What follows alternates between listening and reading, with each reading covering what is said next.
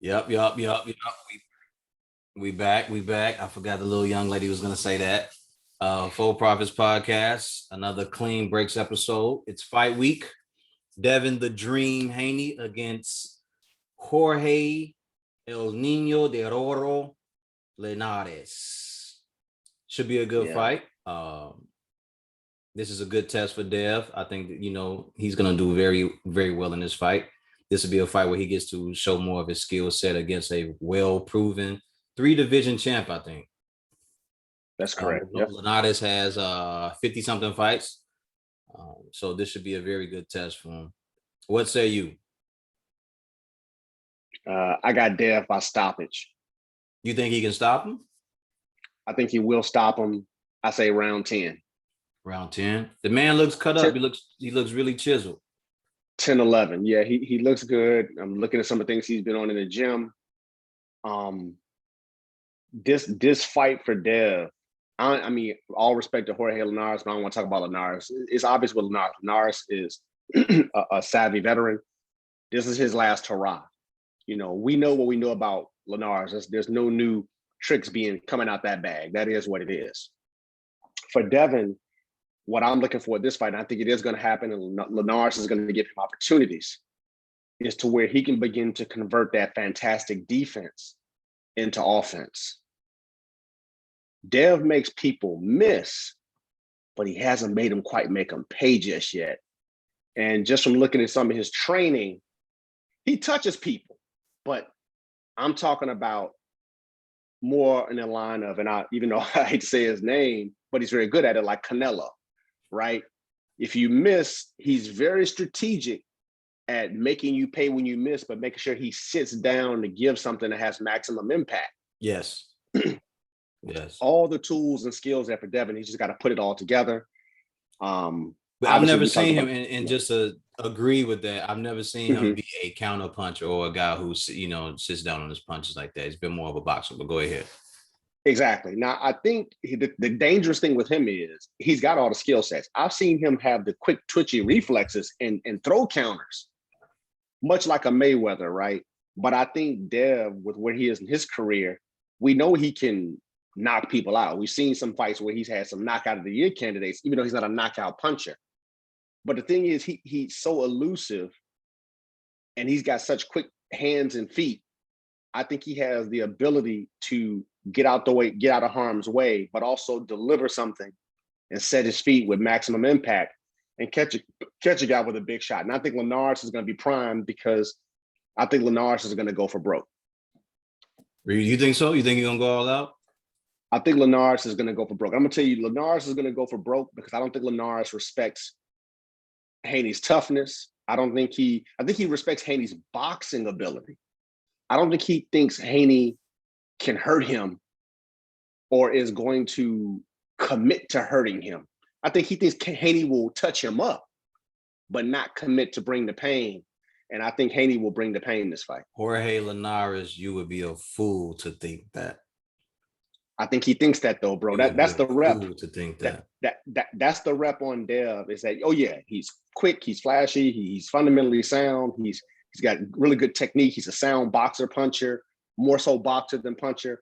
He'll touch you, but he won't sit down. It'll be a stick and get out the way, of what's coming, returning fire. Not, oh, I'm gonna make you miss, I'm gonna sit down and I'm really gonna either dig to the body or I'm gonna make you miss, I'm gonna sit down, I'm gonna really shoot that left hook strong up, upstairs. There's not a lot of film of Dev doing that. And I think Haney's gonna make the mistake. I think Linares is gonna make the mistake and think that's his tendency. When I think Dev has just been in his previous fights, just a little bit more cautious while he's working on his craft, making sure he doesn't get touched, because he rarely gets touched. And also, I learned something also. Dev is the leader in all of boxing in terms of getting hit and not getting hit. And Devin Haney has landed more punches than his opponent in 53 straight rounds. Yeah. Very light on his feet. He sees the punches. He can anticipate. He's very good with using his feints, but also using your feints against you. He's very good. I like. That's why I always said he's a pure boxer. I've never been so much as worried about him knocking guys out, because I know what I'm looking at when I look at Devin Haney. And Dev is not to say that you can't knock guys out. We seen you knock guys out. 20 something fights, you knocked out 15, 16 guys. So we know that you can knock guys out. What I see though is a beautiful boxer, and I don't have any problems with that at all. Like a guy like that is basically training to take you to the deep end of the pool and just watch you drown. Yeah. You will drown yourself. Oh yeah, you and I will appreciate that, right? I think where the sport is now is how can you take it from being a savant to going mainstream so you can capture the imagination and the attention of the casual fan. Very true. And let's be honest, it's a combat sport. So you and I both know how you're going to get that attention. You know, somebody broke this down earlier today. I know what we talked about this fight. We'll probably do some more takes on this fight, but you take a look at Pacquiao versus Spence. Pacquiao's not going to outbox Spence. Pacquiao doesn't really box. Pacquiao fights. And so I think the thing is that I think Dev, he boxes beautifully. I think skill-wise, right now, at 22 years old, skill-wise, from what I see boxing, he's a top 5.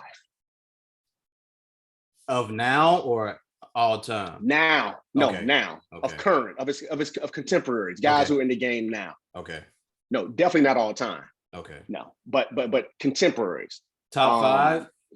Top 5. That's interesting. Okay, so I will go Jermell Charlo, Errol Spence, Loma. I don't know if I would say Earl. Because I'm talking about again. He switches it up. He doesn't stay with one style. Well, he doesn't stay with a style. I think the thing is, Errol's the guy. Here's why I say Errol. Because he's fundamentally sound. Mm-hmm. Always. He does what he wants to do. He's never taken out of his game plan. And because of that, people thought, oh, he's just a guy who could come forward. But then he fought Mikey and he boxed. Then it's like, now guys like, oh, he doesn't have power. He can't knock guys out. How long has it been since Errol knocked guys out? Again, I think that's more to do with his conditioning and some other stuff. And he really didn't go for it. You know, could he have gone for it in some instances? Yes, I think he's got the hunger back. But the thing about Errol is, I have a sneaky suspicion that he's one of those guys who can do a hell of a lot more, but he's only going to do it if you make him do it. Yeah, him and Gervonta sit in the same spot. If you can't make me do anything else, this is what I'm going to do. Yeah, I think that's the thing.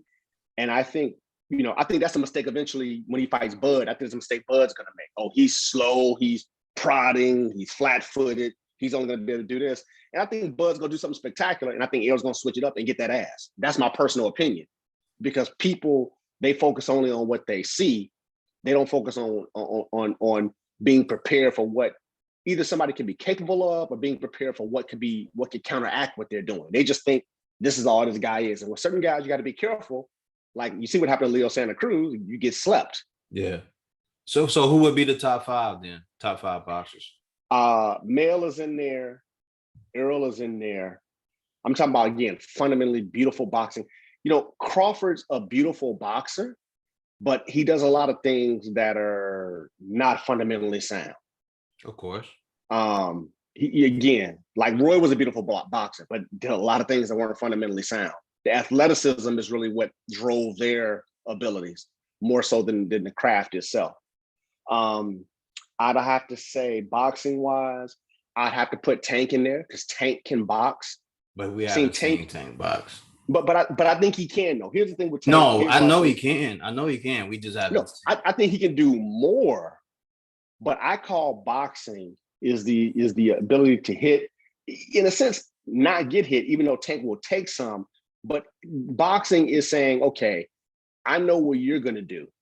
I know what I'm trying to do, and I'm gonna go do it. And I'm gonna execute it without, getting knocked out, knocked down, taking severe punishment. And I'm gonna deliver, what I want to deliver to you. And when I look at guys like that, you're not gonna stop Mel from doing what he wants to do. You're not gonna stop Earl from doing what he wants to do. You're not gonna stop Tank from doing what he wants to do.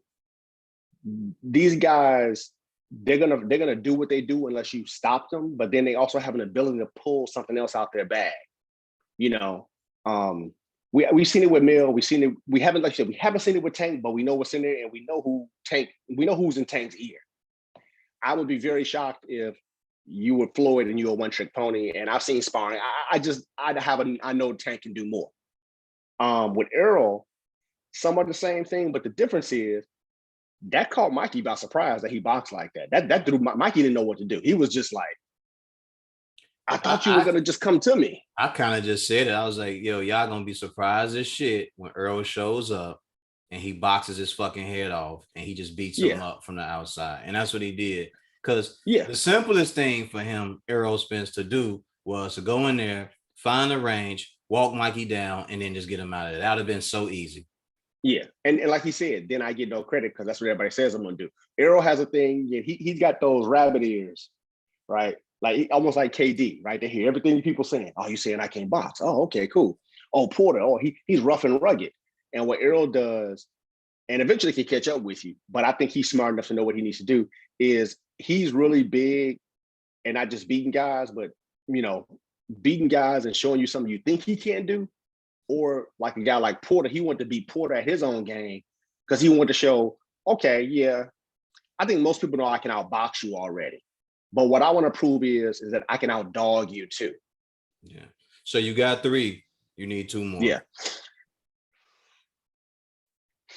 Unless you want to get back to that another time. I'm gonna say Canelo. I'm just gonna say I gotta put him in there. I don't like his competition, but the dude can box his ass off. He can box. You don't, even though he fought guys who downside his career. He's fought a lot of guys at the right time, but the knowledge he's been able to soak up and take in from those experiences is probably second to Manny Pacquiao in the game right now, in terms of experience. So, and he, even though I think he takes some very suspect fights, he executes his game plan. So I'd say I would have to put Canelo in there. Lastly, I mean, I'm pretty sure there's several of the guys. I mean, this is subjective. It's tough. There's other guys in there who can box. I mean, I think Caleb Plant can actually box his ass off. I question his hands. I question his durability, but Caleb Plant can box his ass off. Yes, he can. David Benavidez can actually box his ass off. David can box. Gilberto Ramirez can box his ass off. Yep. There's a ton of guys who can actually box. It's just, what I mean by it is not, I don't want guys who, I mean, Guillermo Rigondeaux can box, but I'm talking about things that just jump out off the screen to you when you're watching them. And I know, not only do I know kind of what can happen, but this person may also do something else and impress me too, and just lay out another layer to the game. And I think Canelo's a guy who can lay out another layer. Errol's somebody who can lay out another layer. Gervonta Davis is a guy who can throw another layer. Jermell Charlo proved to me, especially, I saw it before, but especially in that Rosario fight, that he just had, he had another layer he could roll out to his game. So I think is that four guys? That's 4 guys right there, right? You threw out a bunch of them after you said after you. Yeah, but I mean, you went Canelo, and then you just. Well, I said Canelo, Errol, Jermell, Tank. I mean, Usyk can box his ass off. Bong, that's 5. So I mean, it's it's a tight group in there, but yeah. But I think but Haney, not accomplishment wise, but skills wise, is right there with all those guys. Yeah. I believe so. I just like the way the kid looks when he's doing it. It's just very fluid. Like it's so effortless. Like you can just tell that he's worked on it and he's worked on it. But I will say this, looking at him from the sparring sessions that's posted on social media, YouTube, his IG page, from what I see, he looks more cut up than normal. Like he's ready to go for a knockout, which could be the case, but to me, it just looks like he's set to be more durable and be able to push Linares back and give out a hell of a beating. Yeah. He's also 22 years old going into his body. I'm expecting two fantastic boxers to mix it up and make a hell of a fight. Like I just think that's gonna all be about mind over matter, like who can impose their will the most in a fight like I that. think it's going to be a one-sided beatdown and a coming out party for Devin Haney. And yeah, he's growing into his man strength. He's coming into his body. Linares can box, but Haney can box. You know the biggest difference between the two? And Bill Haney said it. Devin's just better at everything than Linares.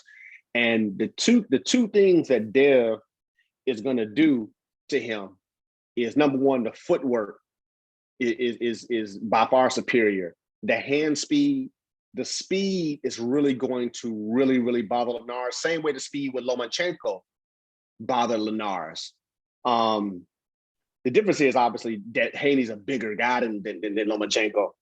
The other thing is that's really going to fluster Linares is Haney is not easy to hit. He's going to frustrate you. He's going to make you overextend. He's going to make you make mistakes. And the next level for Dev is that when the guy makes the mistake, make him pay. And I think this is the fight that you see him make Linares and make a guy make him pay. This is the make him pay fight to me for Devin Haney. This is the chapter. This is the chapter in his book of his career. It's the make him pay fight. Yeah, I like what he does. I like how he excuse me. I like how he stays in the gym. He works on his craft more than he's on social media. I like the fact that he doesn't have any problem learning from a different coach or a different person. Like he soaks up all the game from every source that he can, and he's willing to work. Yeah, he's a big time sponge, and he's willing to work and be tireless. I saw something where Mikey Bay was talking about it. He said, man, there's very few fighters right now currently that can get out of bed in the morning and go do 12 rounds and not just sparring, but go to a fight at his weight class and be okay and wouldn't have a problem making weight or have a problem going 12 rounds. So that let me know that the type of training that he's used to doing and the type of conditioning that he puts himself through. So Haney's never had a fat camp, right? No. Haney's camps are training. Yeah. Right. And he's coming into his strength. That's dangerous. He's a very dangerous fighter, in my opinion. I'll give him a couple more years before he fully finds his man strength. I agree. Continue to grow into it. Yeah. No, yeah, I agree. To grow into it. I don't know much about the undercard though, because I didn't really get a chance. I don't know anything about the undercard. I have no idea about that. But I'm a big Devin Haney fan because he's a pure boxer. I support, and so I watch all his fights. And so to me, I don't care. Undercard could be, 2 tomato cans. I'm still gonna watch it. Got this on. That's a fact. That's a fact. I'll be tuning in. I just like watching him, like you said, because of his skill set. Yeah, we watch Canelo fight tomato cans, so we can watch Canelo fight tomato cans. We can watch him and that's the thing. So if I can sit there and watch Canelo beat guys that I know he's supposed to beat, then I can definitely watch Devin Haney put on beautiful boxing exhibitions. If I were gonna say top 5, mine would be Jermell Charlo, Inoue, Devin Haney. I'm gonna have to put him in here because he is a very good boxer. It would be Tyson Fury, and then my last one would probably be Alexander Usyk. That would be mine. Yeah, Fury can box his ass off. I agree. He's elusive. I do see a lot of holes in his game, though. And it comes with just being a guy that big, and he's a heavyweight, so it's a little different, But I could point him out too. I could point out some of them too. I'm not gonna do it on here. But I mean, I can easily point him out. But we could do that a whole nother one. I got 5. I don't want to do it like when we were sitting around talking about a certain boxer, switching stances. You know what I mean? I was like, that ain't why he do it. He do it because of this. But we ain't gonna do that on here. I agree. Yeah, well, you got Fury in there. Okay, cool. In a way, he can box. He's explosive. I see it. I still think those other guys are better pure boxers than him, the ones I named. But he's definitely getting my attention. He's not the hype job I thought he was. Fury? No, in a way. Oh, okay. In a way, I do want to see him face stiffer competition though. Well, it's hard. Well, that goes both ways. You need guys to stand in there and step in front of him. Because in a way is in what weight class? 100 what? 26? No, lower than that. Oh, he's lower than that. Yeah. Remember, he fought at 118, bro. Oh, No, okay. he ain't ducking. He don't do that. He don't do that. Okay. He don't do that. Yeah. Yeah. If It's he's a at couple guys it 118, was a couple guys that I did want to see him fight, but that didn't really pan out. But I think I think he's a decent fighter. no, he's a decent fighter. I just I don't have like him as a certain top things that boxer. I like certain things that he does, and I'll say one of them because you can see it on the tape clearly, at least to me. When he throws his left hook to the body, he doesn't throw it to go to the inside. He throws it to push the ribs and the muscles back. He doesn't throw it to go Mm-hmm. in. He throws it to push the Yeah, muscles and the ribs back. exactly. And that is very, very painful for anybody who knows anything about that. When a person throws a left hook and it doesn't go in and pushes the muscle wall and the ribs back, he's basically trying to separate the shit. So Yeah. it tears it apart. But though these are small things I notice because I'm a big boxing pundit. And I'll be watching this shit all the time if I can. Yeah. So My, yeah, but my favorite thing about Inoue is the way he delivers his right hand. that's so his technique. If you watch his technique, that's like repetition, repetition, Yeah. Yeah. repetition. You know, to get you to throw your jab, and then he comes over the top immediately to act like he's gonna throw his Yes. jab. Like Yeah. it's very, very solid and crisp and powerful when he does it. Yeah. So Yeah. He's very precise. yeah, absolutely, absolutely. And I've seen some of his technique too when he's working out. Like those are things that they constantly practice until he just does it in repetition, and it's like what do you call it? Muscle memory. It's muscle Muscle memory. memory. Right. Yeah. Exactly. Yeah. On to other news. Yes. So the WBO says that that AJ has to take a fight. And that fight is one of the boxers we were speaking about, Alexander Usyk. Do you think that fight happens? Because I said earlier I said August, September. Yeah, it happens. So do you think I think that'll be a more difficult fight for him. Yeah, I think it's a very difficult fight for him. I think he's in trouble. I think he's in trouble. The other option is to drop the belt now. The other option is to drop it. I wouldn't do it because I worked too hard to get it. He worked too hard to get it, and he's not going to drop that belt because then that leaves a piece out there hanging for the unification, for the unification that he wants with Tyson Fury. They're going to assume Tyson Fury is going to beat Deontay Wilder. So for him, if he just drops the belt, man, that's bad. He can't do it. He's gonna have to fight Alexander Usyk. He's gonna have to fight him. Yeah, and I don't like I said, I don't think that's an easy fight for him. Alexander Usyk is a southpaw. He's very crafty and shifty. Watch out for Fast Eddie. Watch out for him. Here's how we know if it's really some game. If he uses old Dillian White as a chip. I'm telling you, don't be shocked if Eddie Hearn. I know, I'm just tired of hearing about that guy, man. I'm just telling you, these promoters have these relationships. Heyman with the WBA, Bob Arum with the WBO. I'm just saying, don't be shocked if old Fast Eddie tries to pull one and tries to figure out a way, just like he did with Deontay Wilder between AJ. Oh no, fight Dillian White instead. Fight him first, then you can get AJ. Maybe. But those who don't know, by the way, Wilder was supposed to fight AJ like twice, I think. And then one of those occasions, Anthony Joshua asked for $50 million. And Deontay Wilder said, all right, cool. Give me some time. And he hit him back and told him, I got the 50 million when you want to fight. What basically happened is he went to Al Heyman and he told him, hey, this guy wants 50 million to fight. And whatever they agreed to behind the scenes, I'm sure Al Heyman was like, that's fine. It'll be a pay-per-view fight. He'll come over here. We'll make a ton of money. It'll be one of the biggest fights in history. And it'll happen. Yeah. Anthony Joshua and Eddie Hearn got a hold of that, and they decided to renege on the fact that they could actually make that fight. I don't know why. Ducked. He gave you what you asked for. They ducked. Yeah. Yes. If Andy Ruiz can knock him out, then imagine what Deontay would do.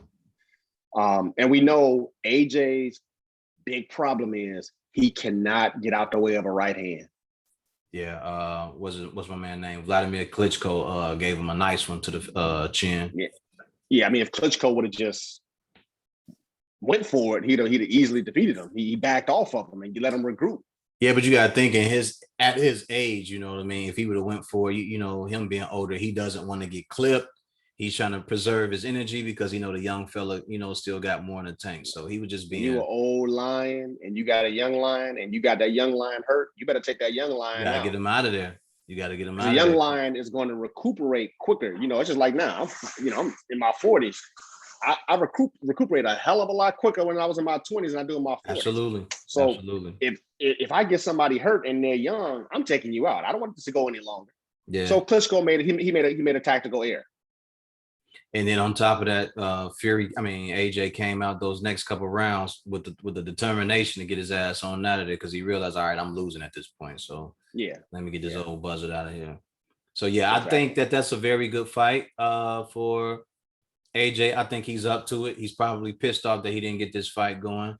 I saw the post that he made. He called Fury and them and that whole team a bunch of liars, which is, to me, is just right on. It's spot on. Like, you guys knew this shit was gonna happen. My only disagreement in all this, while we speaking on it, or I'm speaking on it, is the fact that Eddie Hearn didn't do his due diligence and at least talk to Al Heyman and say, hey, is this fight gonna happen? Or should I be worried about this fight being in jeopardy or anything like that? Eddie didn't have to talk to him. What Eddie thought is conventional wisdom, follow the money. Follow the money is everybody wins if Tyson Fury and AJ fights. Only some people win if Deontay wins. They didn't think Wilder was going to get the arbitration. They knew about it. They knew about it. Of course, they knew about it. They didn't think he was going to get it. And they can't say, "Well, Bob told us." He already doesn't. He don't trust Bob already. So why would he listen? All of a sudden, start listening to Bob Arum? What Bob Arum has to say about it. So what they did was they flipped it. It's politics, right? Or politics. It's okay. We know Deontay may get this, but he probably won't. But then when he did, instead of just saying, "Oh well, man, he won his arbitration," they're using it as leverage to do more damage from a public relations standpoint to Fury and to Bob Arum, because Top Rank and Matchroom have a pretty nasty feud, especially between Eddie Hearn and Bob Arum. They really have had a lot of vitriol going back between the two of them. So it is what it is. I see DAZN hating. I see everybody hating.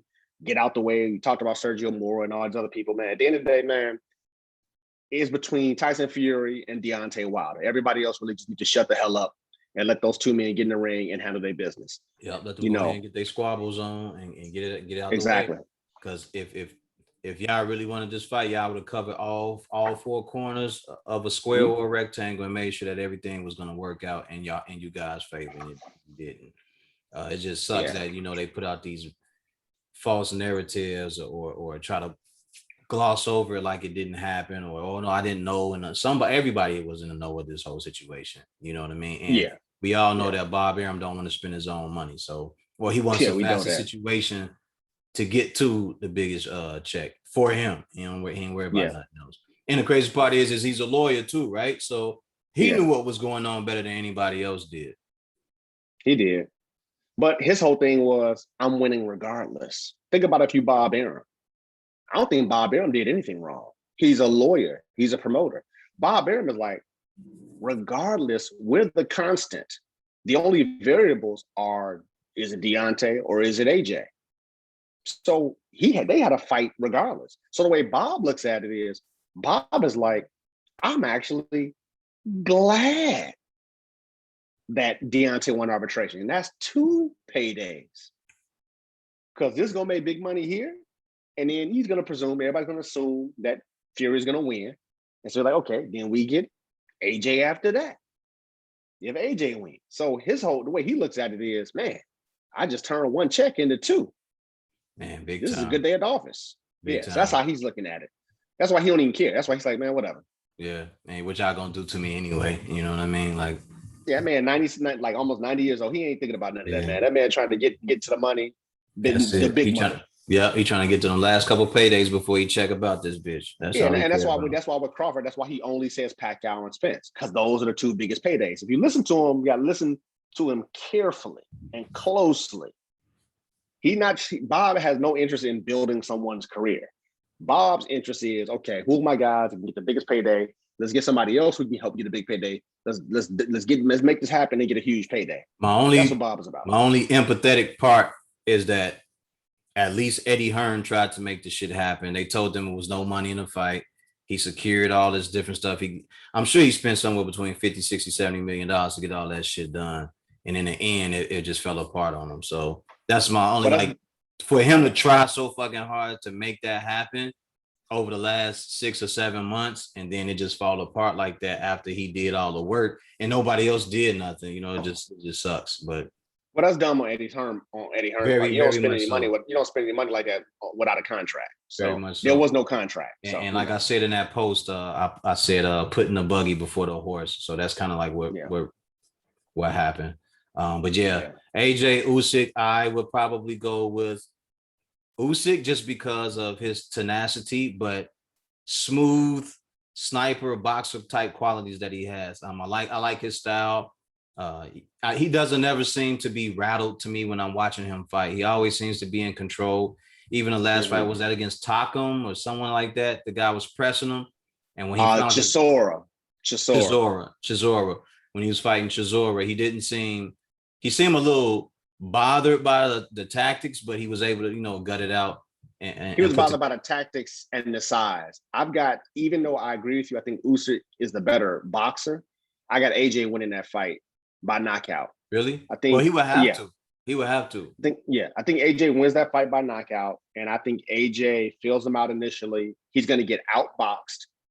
He's going to get hit with straight left hands, and then I think he's literally just going to say, "I'm 6'6", 265 pounds or whatever, 250 pounds. I'm just going to impose my size." One thing I did notice about Usyk against Chisora, and Chisora was kind of really wild and the technique was off. But Usyk didn't. I didn't like the way Usyk reacted when he was getting touched. I didn't like the way he reacted. Yeah. And Chisora has power, but if I had to take the punch, Chisora's punch between AJ's punch, I think AJ's punch, especially with the way he delivers it, is going to do more damage. And so I just think Usyk is probably going to be up on the cards, but I think AJ knocks him out. He's going to have to, because the dude can box, and if he catches you, he will clear the floor. Yeah, he's gonna catch AJ. The key is, like I said, AJ. The key is AJ has a weak chin. We know that. So if Usyk catches him good enough, he could get him. I just think AJ is gonna come out cautious. I think he's gonna let that right hand go, which is gonna keep Usyk at bay. At least is gonna keep him honest.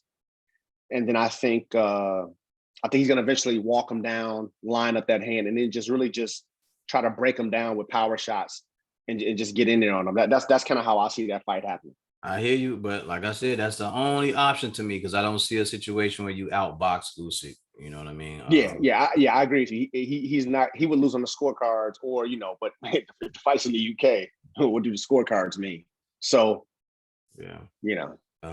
and the other thing he may have in his favor too is the fact that he's 3 to 4 inches taller than Usyk as well. So, he could actually, I don't know how well of a counter puncher AJ is, but he could use that to his advantage. A guy trying to sneak in and take shots at him. So, he could. I think the key to that fight with AJ is, and what they're going to do is, because Usyk is a phenomenal boxer, a good mover for a guy to move for cruiserweight, moving to heavyweight. AJ is going to go to the body. And I just be a hell of a fight if they get it going. It'd be a hell of a fight. So I'm looking forward to watching that fight. Obviously, Fury, Wilder, and then the fight we were talking about, Haney-Linares. What do you think about that fight, Fury Wilder? Same thing. I think Deontay's not going to outbox Tyson Fury. No. But I think Deontay, what he's working on, people they're looking at what he's doing, they think he's trying to learn how to box. No, he's not. What he's doing is he's working on being able to do other things to make sure Tyson Fury is occupied, thinking he can do something else, so he can do what he always does, which is land the right hand. Which should have been done years of fucking ago. Of course, it should have been years ago. And Malik, I think, when I look at it, people, I think, are reading that the wrong way. I like what he's doing. I like his commitment, but it's too late in the game. You can't change a guy. Malik's not changing him. Malik is like, look, bro, you got 2 hands. Use both of them. Let's work on something. If the body's there, take the body, take what you can get, touch him, and eventually you got to make Tyson Fury think. Tyson Fury is a very, very beautiful, instinctive boxer for a big guy. But when you watch when Deontay knocked him down, when Deontay made his ass think, he knocked his ass down. There's a key to it if you pay attention to those fights. Yeah. Very good.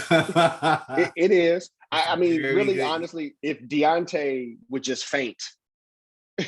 It's something in them faint. It's something in those I was faints. watching it. I was like, "Ooh, I know when that right hand is coming." Yeah, I definitely know when it's coming. From Tyson Fury. I ain't saying wild. I'm talking about Tyson Fury. Well, yeah, Fury, what I will give him credit for, a big man, he has a lot of feints and he can get his punches off those feints beautifully. He's one of the best at it, actually, in boxing, in my opinion. The difference is, just like with Pacquiao's footwork, I see the timing on it.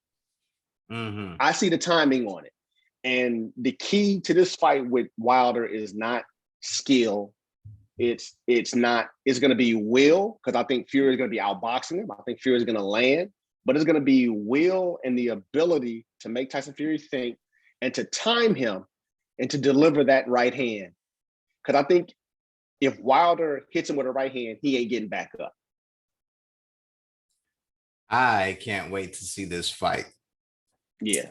I can't wait to see this fight because I think revenge. That Wilder, retribution is in order. I think he has to box and bang and do more of the banging than the boxing. It will be more of him going forward, even though I feel like Tyson Fury will come back in around 280. He's going to come heavy so he can try to bully Deontay. He's going to come to try to come forward because Deontay cannot fight off the back foot. Nope. And that's no diss to you, Bronze Bomber, but it's just an obvious thing. Your lateral movement and your ability to box on your back foot isn't there. It just isn't. And we all notice it. And I said it years ago. I said, hey, man, if they push him back, that right hand is null and void. So at this point, I know what you have to do. And you have to box and bang. You have to use basic fundamental boxing to keep him going back or keep him going sideways. And cut the ring off and make it very small. Hopefully you've been working on throwing combinations the correct way, because if you do, you're going to catch him and he will go out. Yeah, the other thing is he's got to tie him up more. He's got to tie him up a little bit, get him in close so they can get to the reset before Tyson gets in that rhythm he has with the feints. Before Tyson, he's got to catch him before he gets into that rhythm. If he jumps on him before he gets into that rhythm, you take the feints away. Fury does the same thing every damn time. And I've seen it. Deontay got gun shy and he didn't have it there. He had a game plan on when to throw the right hand. It was a timing issue. Not just a timing issue, but he was so used to looking at those feints that he couldn't get past it. See, the thing about feinting is you have to be able to master it on both ends. You have to be able to use it with your left hand versus their left hand, your right hand versus their right hand. You have to sell it. You have to sell it the same way Thomas Hearns sold it to Mark Breland when he knocked Mark Breland ass clean cut the fuck out. You got to be able to sell him on the right hand, thinking that it's coming when it's not. And then when he resets, puts himself in position, then you drop that bitch in on him. There's so many different ways to do it, man. I think I would love to see him learn all this stuff. But I think that's what he's working on, and I think that the key to what I see him doing is touching him when he can, tying him up. I think Deontay's going to come in heavier this fight as well. I don't think he'll come in any bigger than 30. Yeah, I think he'll be around between 230 and 235 is where I think he'll be. Yeah, I don't think he'll be anywhere in the 30s would be good for him. Yeah, I think that's where he should be. He can't come in 207 and 214. He can't come in like that. Player weight. No basketball player weight. You got to come in bigger than that. And then I think he's got to, when Tyson's coming in trying to use that weight to lean on him, bring him all the way in and tie him up. Yes. And when you punch and get out, hit him. Jack, get him, get underneath him, get that body, hit that body in close. Then when they reset you, come back in. And you got to hop on him. You got to hop on him right away. You can't let him get comfortable and reset and get in his rhythm Fury, you got to just jump right on. And I think I know when that right hand is coming. Yeah. I know You when talking it's about Fury. coming. Oh, yes. I know when it's coming. And for Wilder, everybody knows that you do too, pimp. Like the jab, the Pacquiao jab that you do, but it's not really a jab. You're really pulling the hands down so you can slide. Exactly. So you can slide that hand over. Yeah. Yeah. And looking at that, pimp, like you got to make sure you're actually jabbing and jabbing with purpose and feigning and using a hook. It's all things you can do to set up the right hand. I see Malik got him working on those hooks. Yeah. And that's the key. I see it, and I think those hooks are going to make a difference, you know, because again, it draws the eyes down, it draws the hands down. And I think when Wilder gets in there and he gets in there getting those hooks, I see with him with the earmuffs on, ripping body shots, trying to come in there, and then that's going to be able to set him up for him to shoot that right hand upstairs. Very correct, but his foot placement when watching those videos, he has to get his foot placement in better position. For those who don't know how to throw a left hook or a right hook, it's all a push and pull motion when you do it. It's a certain way to do it, and your feet and everything have to be balanced. It's a certain position you should be in. If you study Marco Antonio Barrera, he's very good at throwing hooks fundamentally. If you look at Roy Jones could throw that bitch from across the ring and still hit you. So that's a totally different topic and subject. Yeah. So I wouldn't tell nobody to do that. But if you watch Marco Antonio Barrera, he always stepped in either to you or to the outside of where you were. He tucked his head and he threw his left hook to the body. You understand? So he was always very good. And the reason why he tucked his head and went in is because he threw all his power into it, but he also kept himself out the way of any incoming punches. Well, yeah, he protected himself from getting clipped on the chin from the counter. Bang, bang. So, right, you know, because a lot of times it's dangerous. From either hand. Exactly. So, a lot of times guys trade hooks, you know, and you got to be careful. You got to have that chin tuck, because you can land your hook, but your chin is out there and somebody hits you with some chin music, you know, it can put you down. Yeah, or if you're fighting someone who, like they say, never hook with a hooker, you end up throwing with somebody that loves to throw a left hook and they catch you, it's bombs away and you get caught and they're better at that punch than you are. You're probably going to go to sleep or get hurt. So you want to avoid that. But it's some very good things that I would like to see done in this new fight against Fury. Hopefully Wilder is working on it for himself and he's better in it. We all know that you can't teach him this late in the game how to completely box, but there are things that can be worked on to give him more skills in this fight. It's the tactics. He's got to switch up his tactics. Yeah. I'm excited for that fight only because I get to see two heavyweights fight. I was excited for the Fury Joshua fight, but you know, whatever to that now. So it'll happen whenever, baby. If Fury survives the right hand and the bronze bomber, we'll see. Man, yo, I can envision it, and there's no disrespect to nobody, but I can envision if I'm looking at what I'm looking at, I can see it. I can see it. Yeah. You going to sleep? You going to sleep? Oh yes. Yeah. You're going to sleep. I just want you to know it. You're going to sleep because it's gonna hurt. It's gonna hurt. It's gonna be a lot of wear and tear. If it's done right the way I think it should be done, you won't be around. You won't be around for too long.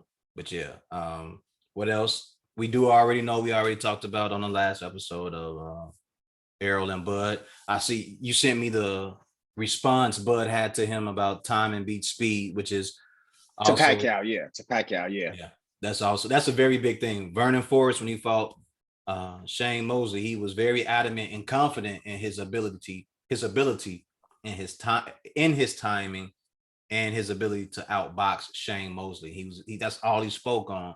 He said, man, I know Shane's a fast fighter. I know that already, but I can beat him with the jab. And they said, man, do you really think that you can beat this guy with a jab? I said, all right, I'll show you our fight night. And lo and behold, twice he gave Shane a run for his money. He's one of the few fighters to knock Shane Mosley down. Maybe the only one. Yeah. I don't know if he knocked him down. Maybe he wobbled him or something like that. But he hurt Shane. I don't know if it was the first fight or the second fight. He had jabbed Shane so much, Shane's back started hurting. And that's why everybody who's listening, is very key for you to have a jab. Imagine being able to jab somebody all night that you make their back and their neck cramp up because they can't take it. You keep knocking their head back. You gotta have a jab. And Vernon Forrest did that all night. Shit, Winky Wright did it too. Yeah. Yep. Not only against Shane Agreed. Mosley, but he gave Winky Wright gave what's my man name? Felix Trinidad a hell of a Yeah, whooping. he gave a few people. A Yeah. hell of a whooping with that jab. Like he just kept Trinidad at base so much. Trinidad just got gunshot. He didn't want to do nothing. Yeah. And I was Yep. looking at like, man, you can't get past that southpaw jab, bro. You might want to Yeah. reconsider this weight class. Yeah. Well, either way, I'm looking forward to all these fights, bro. Oh yes, sir. I'm about to get ready and ride. Yes, sir. Appreciate But you jumping on here, man, man. Shout out to my people likewise, from man. A Fresh Culture. Shout out to Oh, Dante. that's what's Shout out up. to my people from Hustle Smart, Live Rich, HSLR. Good folks, Jimmy over there. Appreciate y'all. This is Jay with me. We done another episode of Clean Breaks. We out. No doubt. Peace.